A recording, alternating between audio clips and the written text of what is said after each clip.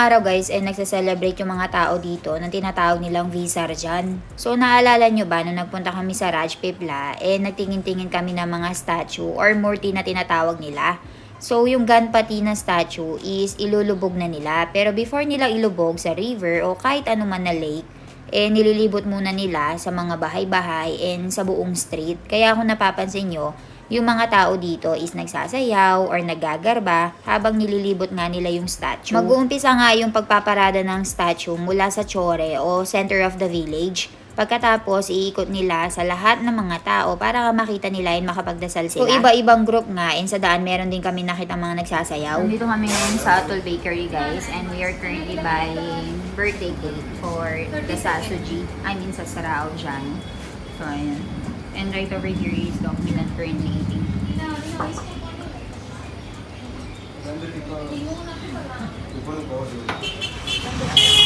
Tahan natin yan. Why are you eating alone? Why are you not inviting us? I told you you wanted to do diet. Ah, really? What are you eating? This is puff. And what is inside? Ketchup. No, this inside. Chinese. Chinese. Ah, I think there's noodles, Milan. Noodles. And why are you eating beside the trash can? Try, give me. I'll try it.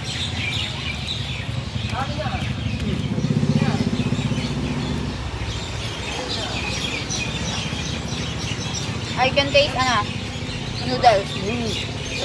Chinese food. Especially the sauce.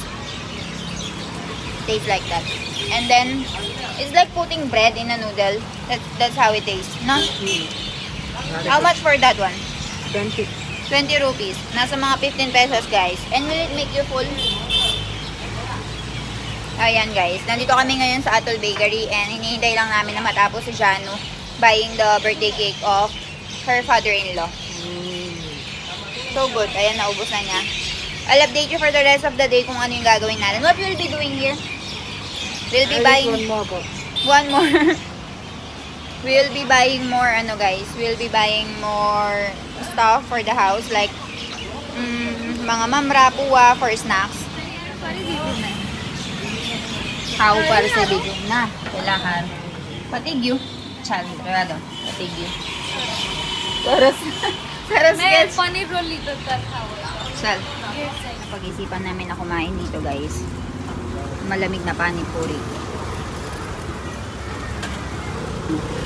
That evening also guys is napagpasyahan namin na pumunta nga sa Rajpipla dahil mas malalaki yung mga ganpati nila dito and mas masaya yung paglulubog nila sa river. Kapag merong ganitong mga okasyon nga mas advisable na gumamit na lang ng bike kasi sobrang sikip talaga ng mga daan and maswerte nga kami dahil hindi pa sarado. Dahil kapag sarado na to guys, mas mahihirapan kami. And tignan nyo naman kung gaano kadaming tao. Ginagawa nga nila guys is kagaya nung ginawa sa village namin kung saan iniikot nila yung mga Ganpati statue sa buong city. So Rajpipla City, malaki siya. So kung mapapansin mo, napakarami mga tao and napakarami mga villages. And kumpara sa mga Ganpati namin sa mga barangay or mga baryo, mas maliliit sila. And meron talaga silang mga banda, mga singers, mga drummers. So, napakalaki talaga ng celebration na to para sa kanila. And gumagastos talaga yung mga tao para lang mas lalong mapasaya yung celebration. Merong mga fireworks, yung mga ganyan. Madaming nagdo-donate sa kanila guys since madami nga din yung population nila dito. Natanong ko nga din kay Milan kung meron bang competition na nagaganap pagdating sa mga Ganpati statue. Sabi ni Milan meron daw competition. Siyempre pinagko-compete nila kung sino yung mayroong mas magandang statue, mas malaki. Pero in terms of money, yung meron magbibigay ng papremyo, walang ganun guys. So nasa loob-loob lang nila yung competition para masabi na maganda nga yung ginawa nilang statue and sila yung may pinakamalaking statue. Ganun lang daw guys.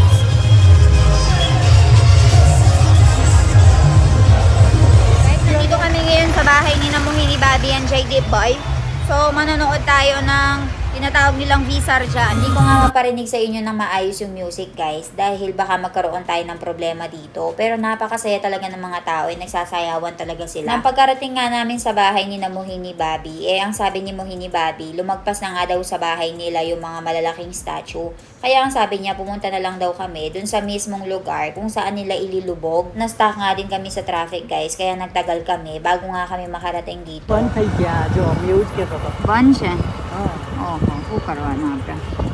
So, ayun sa gilid-gilid, maraming nagtitinda ng mga pagkain like this corn, mga tubig. And dito sarado na yung daan kasi dito nila ilulubog. Milan, this is where they will put the ganpati. Yes. Okay, so sarado siya, naka-block siya. Bobby, kemcho, kela diwas tiya. So ayan, try natin na pumunta dyan and tignan natin kung papasukin nila tayo. Dito kami ngayon and naka-standby kami para makita namin yung lahat ng ganapati. Kasi dito sa daan na to, guys, dyan sila papasok and dyan sila ilulubog. So ayaw kami papasukin ng mga pulis kasi magkakaroon nga ng paglulubog dito ng ganapati and sobrang daming tao. And if sobrang daming tao, magkakaroon ng stampede and siksikan. So konti lang talaga yung inaalaw nila sa pagpasok. Ayan, meron silang pa fireworks, guys, kaya lang hindi ko nakuha na similar ang direction kung saan mas magandang i-park yung bike, kung doon ba or doon. So tignan natin. So ayan, bumili tayo ng paprino lot for 20 rupees and then we'll be buying bataka bungra. Bungra bataka. So ayan, ito yung mga bungra nila, guys. 20 rupees. Popcorn. Gagawa na si Auntie ng bataka bungra. So yan yung mga potatoes niya.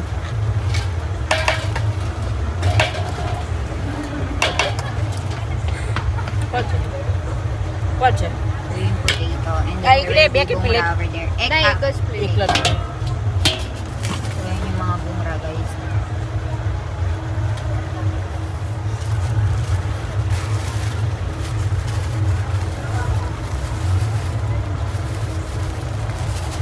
Thank you. Paisapi di dumasi. Hi, Ken. Thank you. Apra pagkarwa lago, babi. Tele police siya. So, ayun guys, bumili tayo ng popcorn and kakain na tayo. Sobrang tagal nga namin naghintay dito, guys, dahil nga napakabagal ng parada. So, isa-isa kasi silang pinaparada dahil nga pinapakita sa buong Rajpipla City. And pagkarating nila dito, nauna yung DJ and pinapapunta sila sa gilid. Kasi napakarami pa yung mga susunod sa kanila. And if magsa-standby yung mga DJ dito, mapupuno yung area, guys, and magkakaroon ng gulo. Kung napapansin nyo, guys, napakarami nilang mga dinispatch na police dahil nga napakaraming gulo din dito sa lugar namin. Dahil halos lahat nga ng tao nagsilabasan ngayon and madalas sa kanila, lalo na yung iba nakainom. So minsan nagkakaroon ng aberya, nagkakaroon ng away, and hindi mo talaga maiiwasan na magkaroon ng stampede. So, pati yung mga pinaka-head na police talaga, nakadispatch ngayon and inaantabayan ng lahat yung mga tao and yung mga ganpati na murti or statue. Natatawa nga kami sa mga tao dito, guys, dahil inaabangan sila ng mga police. Sa loob kasi, bawal pumasok yung napakaraming tao. So, yung mga police dito, pinapabawas yung mga sasakay lang dito sa tractor kasi kakoonti lang talaga and limited lang yung mga pinapapasok nila dahil nga bawal. Yung araw nga na ito, guys, tinatawag nilang Ganesh Visarjan. So, ito na kasi yung 10 days ng Ganesh Chaturthi Festival. So, lahat ng mga devotees, wino-worship si Lord Shiva sa araw na ito and nagbibid sila ng farewell sa Panginoon nila na si Ganesha. So, para sa mga hindi nakakaalam nga kung sino si Lord Ganesha, siya yung Lord nila na merong elepanteng ulo, guys. And kung hindi nyo nga napanood yung mga last videos ko about kay Lord Ganesha, kung bakit nga meron siyang elepanteng ulo, ganito kasi yan. Si Lord Shiva, meron siyang asawa at siya yung tinatawag nilang Parvati. So, naligo kasi si Parvati. So, dahil gusto niyang magkaroon ng protection or privacy, gumawa siya ng isang anak niya and ito yung si Lord Ganesha. So, that time, umalis kasi si Lord Shiva and meron siyang kinalaban na demon. So, dahil kinalaban niya yung demon na yun, guys, ang nangyari, umalis siya and naligo si Parvati. And habang naliligo nga si Parvati, pinagbantay niya si Lord Ganesh. So, si Lord Shiva, hindi nga niya kinala si Lord Ganesh. Kaya, ang nangyari, ayaw papasukin ni Lord Ganesh si Shiva dahil hindi nga niya kilala and ang utos sa kanya ng nanay niya is wag na wag siya magpapapasok ng kahit na sino man na hindi niya kilala. So that time, nagalit nga nagkaroon ng enkwentro yung dalawa. Dahil nagalit si Lord Shiva the Destroyer, pinugutan niya nga ng ulo si Lord Ganesh. And pagkatapos maligo ni Parvati, ang nangyari, nagalit siya kay Lord Shiva kasi nga pinugutan niya ng ulo yung anak niya. Bubuhayin niya nga sana si Lord Ganesh gamit yung ulo niya, pero yung ulo daw niya is napunta sa planet Mars. So, ang nangyari, meron daw na isang way para mabuhay ulit siya. So, kumuha nga daw siya ng isang ulo ng bata. Tapos, dapat merong specific na thing, hindi ko lang sure, naka-face yata sa north, and yung nanay is nakatabi sa kanya and naka-face backwards dun sa bata. So, kinuha nga nila yung ulo ng elepante kasi nakakita nga sila ng ganon sa gubat.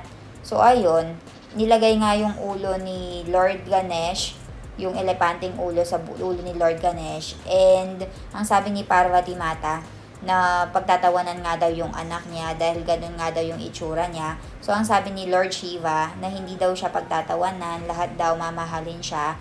And, ayun, ginawa ni Lord Shiva, binigyan siya ginawa siyang Lord of Wisdom and Prosperity. So, every time na nagkakaroon ng new opening ng business, nagpe-pray talaga yung mga tao dito kay Lord Ganesh para nga mas maging maganda yung takbo ng business nila and maging maayos yung pagpapatakbo nila doon. Ngayon nga guys, ang ginagawa nila is arty dahil nga oras na para ilubog yung Ganpati statue or murti doon sa river. Pero before nila ilubog, magpe-pray muna sila and ibibigay yung diwa. Yung nakikita nyong hinahawak nila ngayon is diwa. And kapag hahawakan mo yan and kukuha ka ng flame dyan, parang ibig sabihin na nangihingi ka ng blessing. So, kapag hinawakan mo yan, ibig sabihin, bless ka na. So, pinapaikot-ikot nila yan guys sa lahat ng mga tao. So, after nilang magdasal, after nilang kumanta, ang gagawin nga is ilulubog na and papasok na. Yung uncle kasi namin dito, isa siya sa mga organizer. So, nagkaroon kami ng privilege para pumasok dito sa loob kahit na kanina pa kami nag-aantay. Success guys, pinapasok kami. Merong temple dito sa loob guys. And over there is the river, right Milan? So, we'll be just putting it in the river and then leave. Yeah.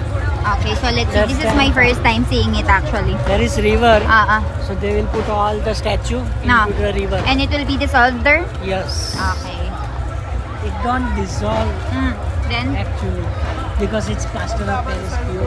that's Pritesh Pua. So it actually helps that Pritesh Pua is Is in actually coordinator and is in management in here. So meron kaming pagkakataon na mag-video and we have free pass. So we'll be going there and we'll be shooting some of the videos. And papakita ko sa inyo kung paano ba nila ginagawa and paano nila nilulubog yung mga statue dito. So ayan, punta tayo. There is crane. Okay, there's crane and then they will be soaking it in the river. Putting it in the river, guys. Sandy. That's the river. And that's the step ladder. Yes.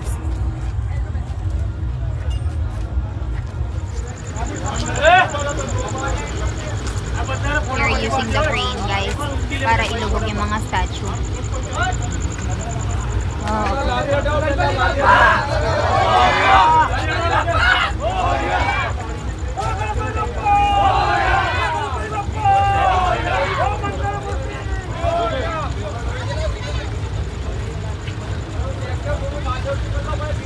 Ayan guys, nilulubog na nila. Let's go, Milan.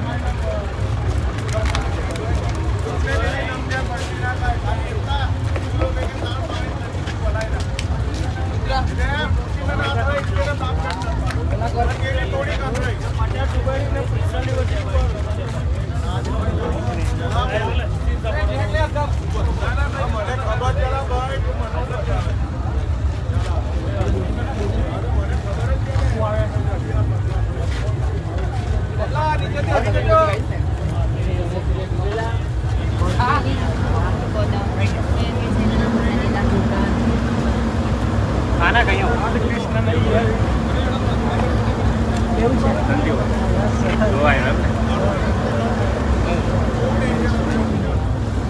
गरज आहे की hostel Hospital to Cebu. Sida, eh. Pakai mga natura. Okay, no.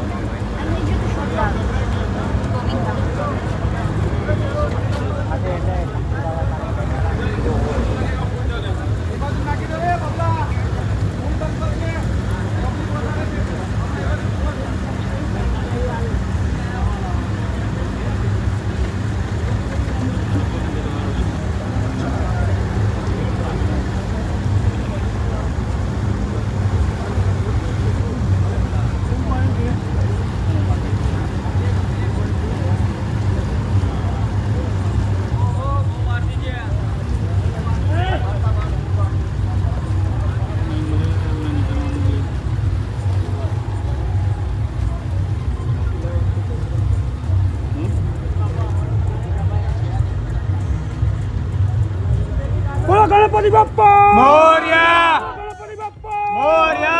Mangala Murti! Autavarse! Autavarse! And guys, tingnan nyo para silang nanonood ng sine, oh. Nakadungaw lahat ng mga tao. Dari na talugan. So, nilulubog na nila yung Ganpati Baba, yung statue or yung Murti na tinatawag. And yung sa atin is naghihintay doon. And yun na yung susunod na ilulubog natin. Moria!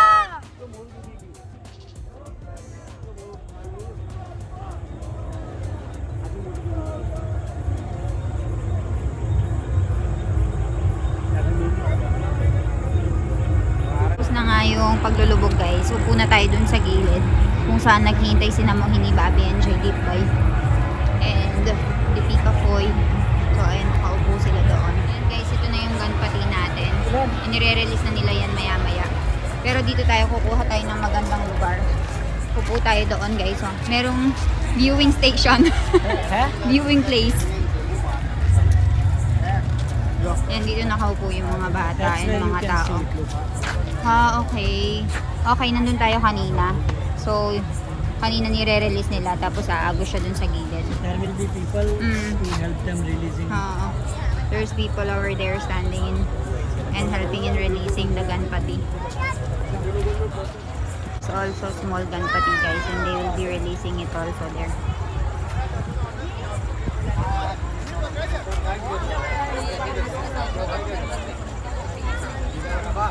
Ayan, kung nakikita niyo si Pritesh Pua. Siya yung isa sa mga naghahandle ng Ganpati celebration na to. So, siya yung Pua or Uncle ni Milan. I-release nila yung Ganpati siyaan sa Visurgent. Visurgent ang tawag nila.